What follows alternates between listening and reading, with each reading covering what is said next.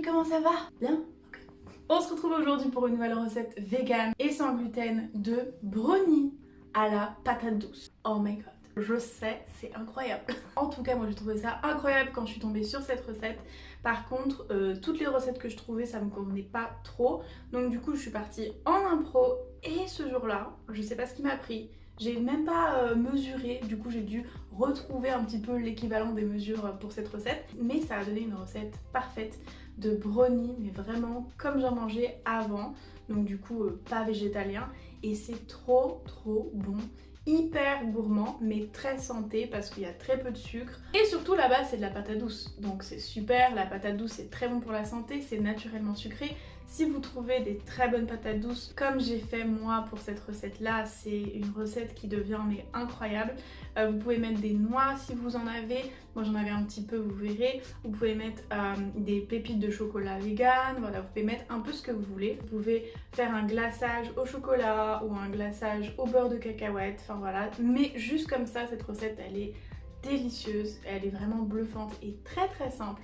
Donc je vous la montre tout de suite. Alors pour cette recette, on va avoir besoin de la chair d'une grosse patate douce rôtie ou si vous voulez cuit dans l'eau, c'est comme vous préférez. Mais en tout cas, prenez bien 2 patates douces moyennes ou une très grosse patate douce et ne gardez que la chair. On va commencer par mélanger les ingrédients secs, donc 100 g de mélange de farine sans gluten, 60 g de sucre de canne, une pincée de sel, une cuillère à soupe de levure chimique, et 3 cuillères à soupe de poudre de cacao non sucrée et on va mélanger jusqu'à ce que tout soit bien réparti.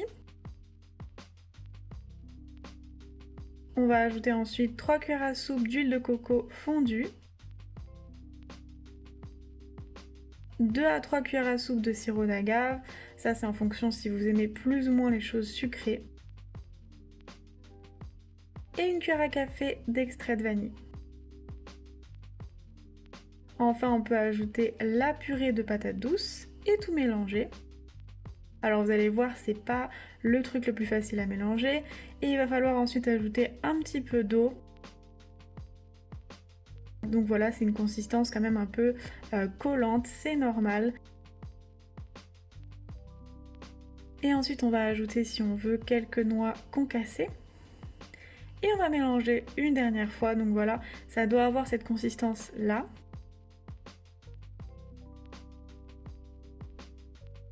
Et on va répartir ça dans un moule huilé avec du papier sulfurisé. Donc moi en tant que petit moule j'avais que ça, mais vous pouvez utiliser si vous avez un petit moule carré ou un petit moule rectangulaire. Et on va enfourner pendant 30 minutes à 180 degrés.